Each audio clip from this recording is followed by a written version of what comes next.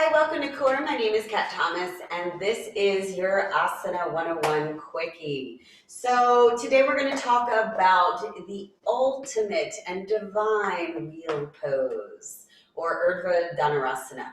So this is a beloved pose, and it's also a loathed pose by many. It has so many ways that it can stimulate and strengthen the body, all in just one pose.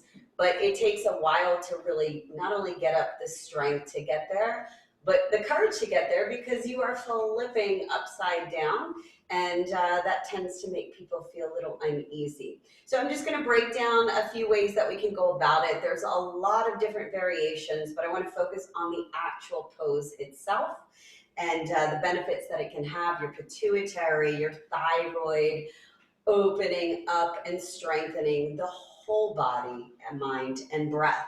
So a few things: if you don't have those wonderful little athletic bands, here are things that you can grab in your house. Now, I'm somebody that uses sports bras, so I have a bunch of these.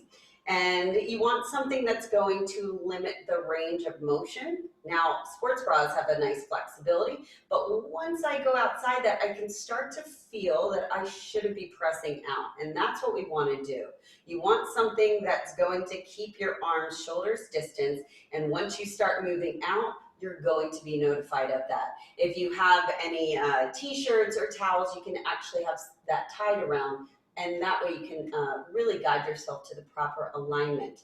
Some other things that you can do: if you have a wall that has a nice little ledge, like I do right here, you can place your blocks against them. If you don't have a wall, don't worry about it. If you don't have blocks, don't worry about it. These are just ways that I know that I can help myself really adjust, align, and be in the form that I want to be in, and be able to show you also that option. So from here, we're going to find our way down to this beloved mat, because that's where we should be for this pose. I always like to start everything with a nice deep breath in, and exhale, release, get myself grounded, not only mentally, but physically. So sit bones are firmly planted in. So again, to find the proper alignment for our shoulders distance, and you don't have to just use this for Dhanurasana or wheel pose. You can use this for anything. And this will make sure, if you want to go to downward facing dog and you don't want your arms to be in the wrong position, you can use that as well. So I'm going to place my feet on the mat. Yes, feet are flat. Feet are facing forward. If you want to know the proper distance for the feet and the legs, you're going to place, if you have a block, there in front of you, because now we are at shoulders distance apart. Boom. Or if you don't have that, I always like to do 3 fists together, and that usually gives me a nice indication of that as well. But I've already set my blocks up. I know where I want to be. Let's put my little band on. These are things you do in these times, right? It's kind of like that MacGyver-ish thing. So I'm going to come back onto my back. Make sure you're not hitting your head, right? I've got my alignment here. My feet are going to come in a little closer to my sit bones. A lot of times the problem is we've got our feet way far out and they need to be closer in. Our feet go side to side or they bow inwards. We want to make sure there is a straight alignment from the crown of our head and shooting out through the feet. And this is going to help alleviate any knee issues that you're going to cause doing this and really help support the lower spine. So these blocks are here because this is a good way to kind of help yourself come up into the pose. But I'm going to come up into the pose without the blocks and without the band first, just to kind of show you where I'm at. My legs are in the right form. We're going to place the hands on either side of your beautiful face. So palms are down. My shoulders now, again, are in line. They're on the mat still, and my hands are shoulders distance apart. And this is where that band is going to come in really good for you if you're really unsure about your spacing.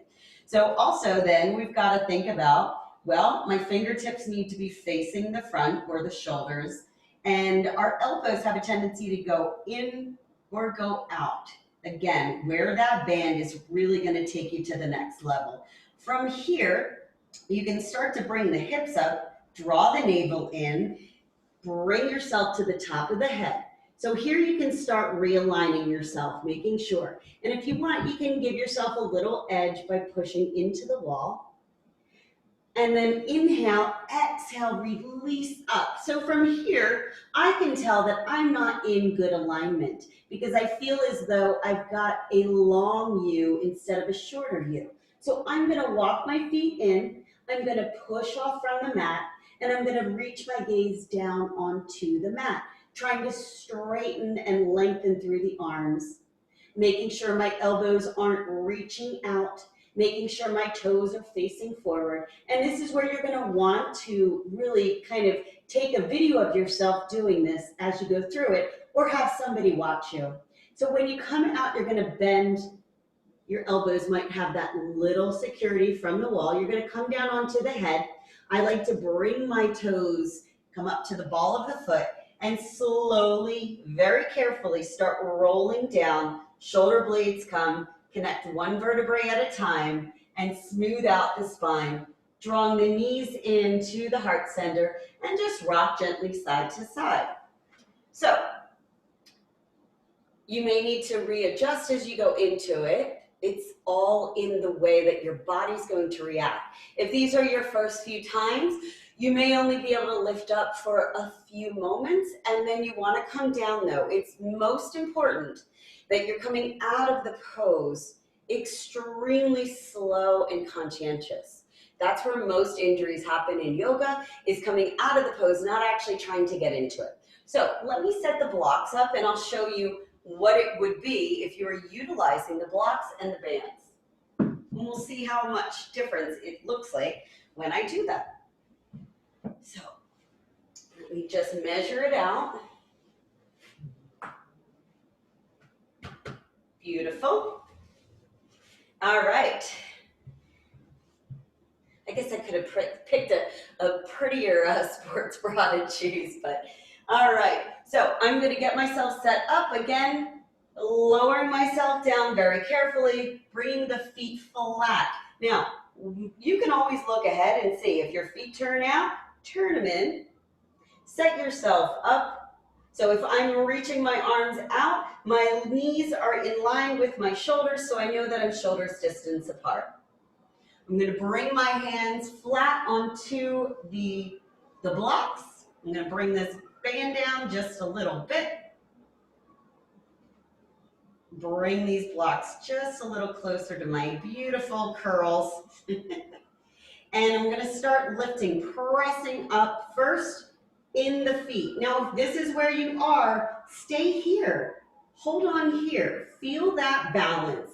You are getting such a great presence of strength running through the body, lifting the hips up high. If you want to press up, go ahead and press up. Make sure that those blocks are evened out. See how much higher my body goes and how much more I can create that nice curvy U.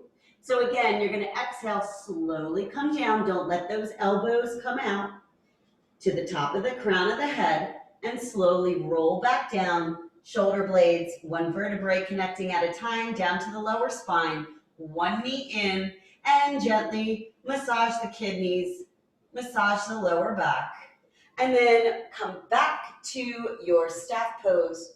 Flex those toes, inhale, and exhale, namaste. Thank you for joining in Asana 101 Quickie. My name is Kat Thomas.